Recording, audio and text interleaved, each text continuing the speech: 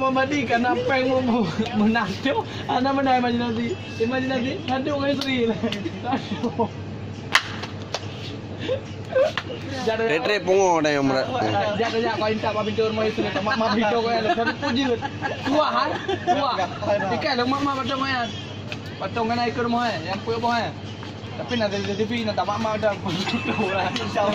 Insyaallah Allah beri ya. Allah beri. Oh nyo, tengok Soleh Hadi, saya temayang bawah. Bagi amplop ni nah. Ya.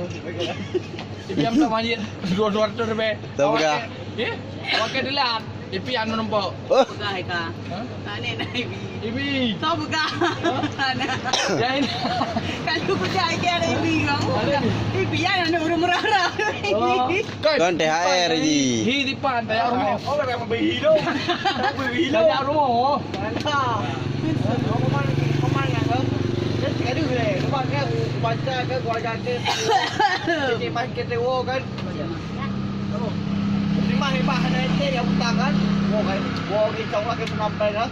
Oh enang ujung kawin. Emang ujung kawin apa? Pesta kan.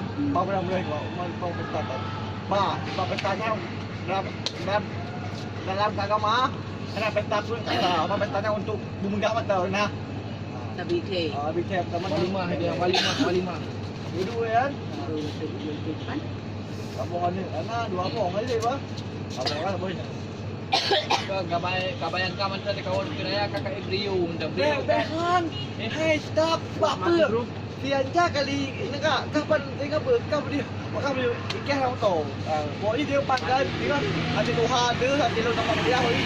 Dia memang tak luar. Dia okey nak kira lorong kan dekat banyak pun tembok lawan bang tolong senti. Tu ini 2 senti. Tupai bibir je mahal tak aduan. Mahal tak bibir ni deh. Eno. Mahal bibir lah. Eno je. Dah cok lang nak yang kau bang.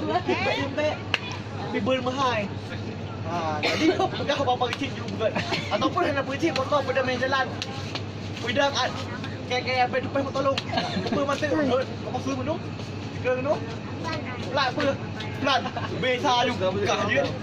Awak nak dah kata dengan beliau. Si. Papa, mama. Pelat kampung.